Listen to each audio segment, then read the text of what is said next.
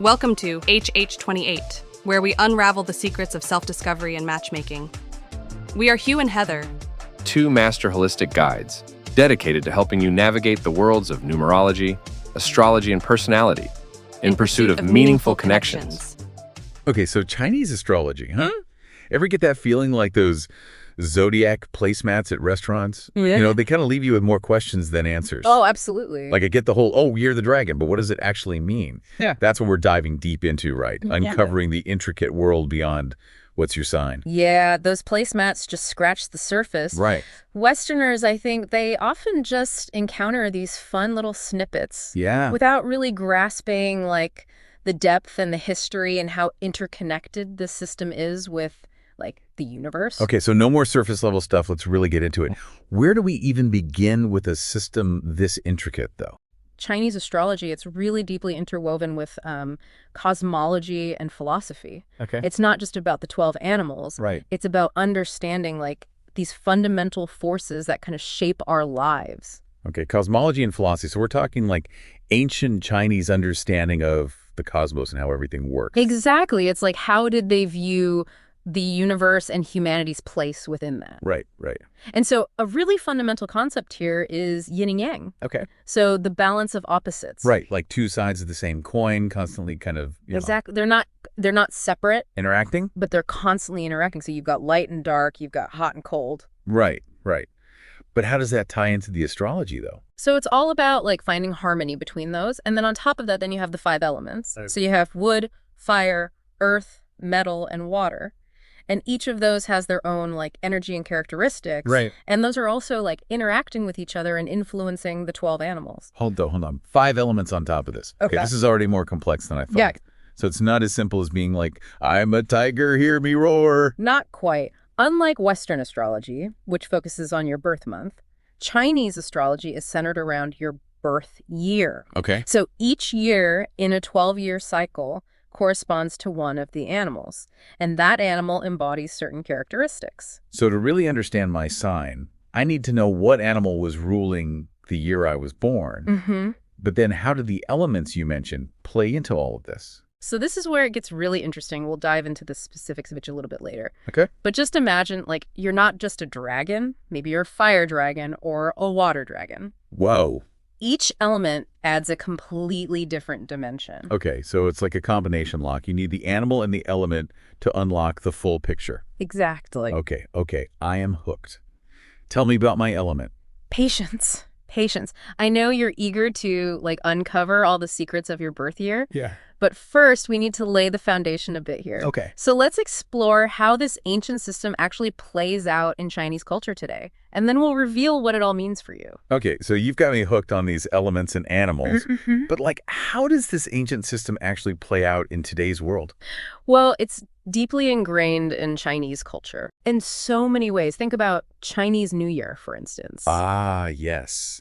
The food, the festivities, the red envelopes. Exactly. Who doesn't love a bit of Chinese New Year, right? Exactly. But it's not just a celebration. It's a time when Chinese astrology really takes center stage. Oh. The holiday marks the start of a new year on the lunisolar calendar, but it also marks a new zodiac cycle. Right, because each year is associated with one of those 12 animals. And that year's animal, it really sets the tone for the whole year. People decorate their homes with images of that animal. Okay. They eat symbolic foods. Wow. And they even base their actions on what they believe will appease that year's zodiac animal. Interesting. It's all about inviting good fortune and staying in harmony with the universe. So it's almost like everyone's trying to get on the good side of that year's zodiac animal. Precisely. Yeah. And, this is where those potential clashes come in, remember? Yeah. If it's the year of the horse, for example, Right. those born in the year of the rat might want to, tread carefully. Okay, so why is that? Why those two specifically? What does that even mean that they clash? Well, so certain animals on the zodiac, right, they're considered kind of oppositional, Right. based on their inherent characteristics. Okay. So the rat, known for being quick-witted and resourceful, Okay. might find the horses kind of boldness and love for freedom a bit disruptive to their plans. Fascinating.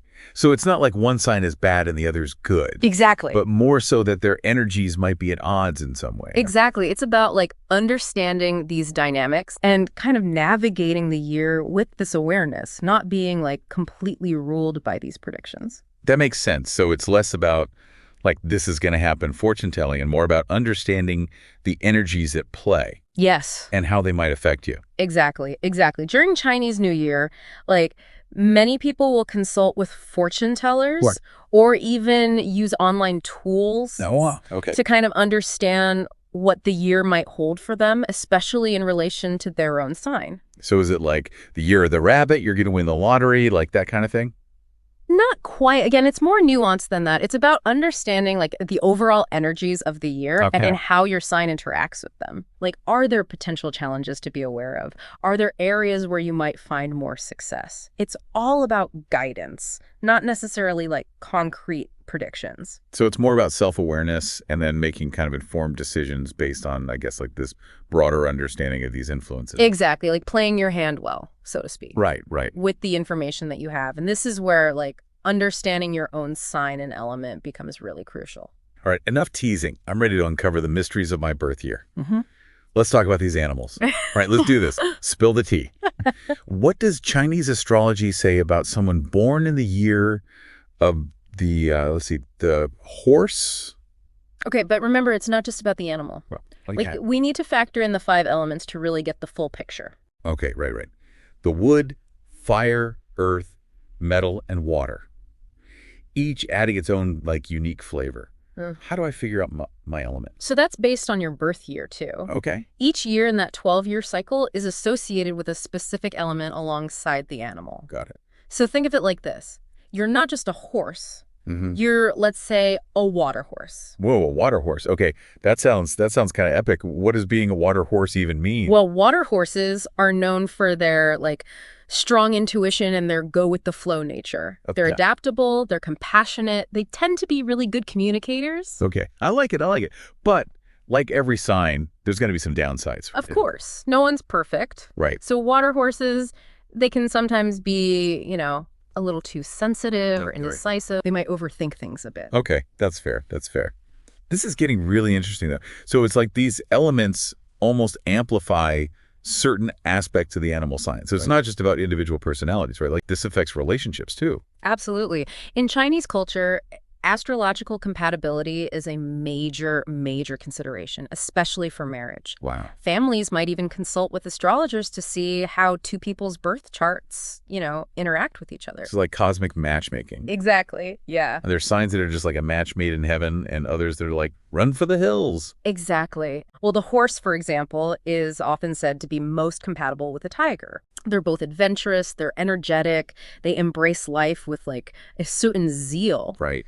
Now, on the flip side, a rooster might pose some challenges for a horse because their energies can clash a bit. Wow, so this isn't just like fun and games. People really take this stuff to heart. Absolutely. It's a system that's been passed down through generations, shaping traditions, decisions. Wow. And, even if you don't like base your whole life around it, understanding Chinese astrology can give you this incredible insight into like the cultural landscape. That's so true. Yeah. I'm definitely seeing those zodiac placemats in a whole new light. This deep dive has given me so much to think about. And remember, we've only just scratched the surface. Your birth chart, it reveals even more than just the year and element. Really? There's a whole other layer of depth based on the month, the day, even the hour you were born. Wait, what? There's more.